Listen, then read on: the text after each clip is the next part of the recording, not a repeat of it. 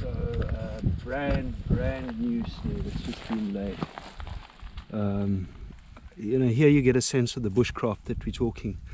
That you can see how this piece of white resin bush has been purposely planted. You can see that over there, and used to hold the snare up. So if you look there, split, and then set up. And as Christy pointed out when he found this, Christy Hendricks found this snare, is have a look how beautifully this has been set.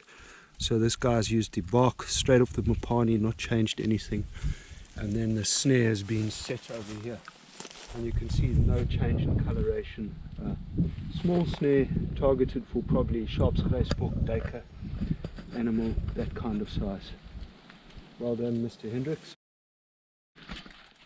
So we've picked up the track, and Chris is just busy working that track, and what we found, and Chris is just going to point that out, is where this guy has made a fire. So this poacher, this is tracks, set around there. You can actually see where this guy sat. Yep. And again, this distinctive track that we saw earlier. So yeah, this guy made a fire here and has probably enjoyed his meat. So we've just come on to a different style of snare, and Chris Prinsloo is just going to show us the difference between the two. Yeah. So obviously the animal from whichever side comes through, it snares it, does the same previously, but if you look at the difference between, so you've got wire and now you've got a cable. This is actually quite a thin cable, you get quite a thicker one, but yeah, that's the difference. There's another snare that we took off next to it. If you look here, an animal went through it.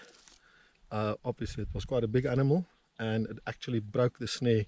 So that animal's got a piece of wire around his neck or leg or whatever, and he's going to still be walking around with it. So typically these multi-threaded snares are for bigger animals. They're used all over in all our national parks, nature reserves, game reserves, to capture or strangle bigger animals. Chris just taking it off there. These can be a lot thicker than this. I mean, if you're snaring a buffalo, it might be 4 or 5 times the size of that. So Chris taking that in, and we're going to continue with our patrol.